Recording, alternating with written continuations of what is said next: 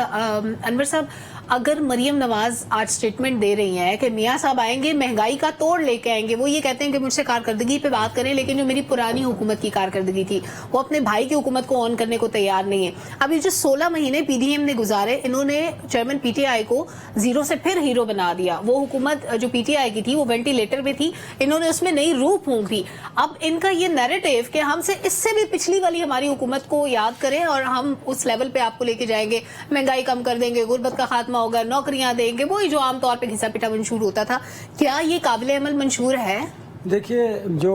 شام صاحب نے بات کی میں اس کو سیکنڈ بھی کروں گا اور اس کو ایڈ آن کروں, اس میں وہ بڑی ریلیونٹ بات ہے. نواز شریف کے بہت قریب 30 برس کی رفاقت, اور انہوں نے مجھے یہ بات بتائی, اب وہ ان سے الگ ہیں. انہوں نے کہا کہ اگر الگ ہیں تو غلط بات بتائی ہوگی. نہیں, انہوں نے کہا اب میں جتنا میں انہیں جانتا ہوں نواز شریف کو, شاید وہ کہہ رہے ہیں کہ کم جانتا ہوں, انہوں نے کہا اب اگر نواز شریف صاحب کی غلطی کی وجہ سے دوبارہ قاسم کے ابا آ سکتے ہیں. ایک بات وہ کس لیے کی, انہوں نے یہ جو حالیہ انہوں نے اسٹیٹمنٹ دیا تھا, دیکھیے انہوں نے کہا پہلے بھی ان کی ہر درمی اور سخت رویے کی وجہ سے یہ تیسری قوت سامنے آگے چلے, پولیٹیکل فورس ہے, آنا چاہیے اس ملک میں, لیکن اب اگر انہوں نے کوئی غلطی کی تو اس کا خمیازہ انہیں بھگتنا پڑے گا, یہ وہ بھی اچھی طرح جانتے ہیں. دوسرا, ان کے پاس دیکھیے اسٹیبلشمنٹ, اینٹی اسٹیبلشمنٹ یا اسٹیبلشمنٹ کے ساتھ ہونے کا ہوتا ہے بیانیہ. اب واقعی ان کے پاس بیانیہ کو نہیں ہے, لیکن وہ اب جب آئیں گے اور وہ آ کے یہ بیانیہ کریٹ کریں گے کہ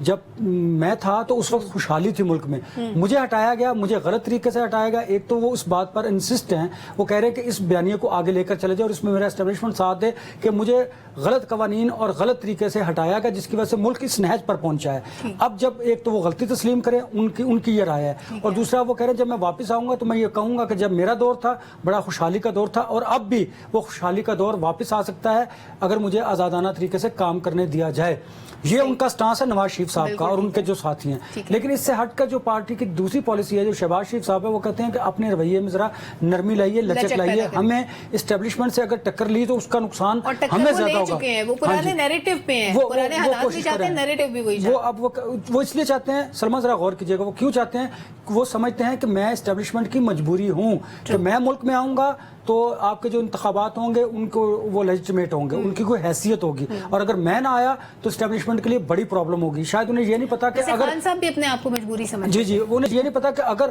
اسٹیبلشمنٹ کے لیے پرابلم ہوگی تو وہ اس پرابلم سے نکلنے کے لیے کچھ بھی کر سکتے ہیں. جس طرح مشاہد حسین سید نے کہا کہ خوب بھی ہو سکتا ہے, یہ سسٹم بھی پرولانگ کر سکتا ہے, پھر اللہ کے فضل سے کچھ بھی ہو سکتا ہے. بالکل.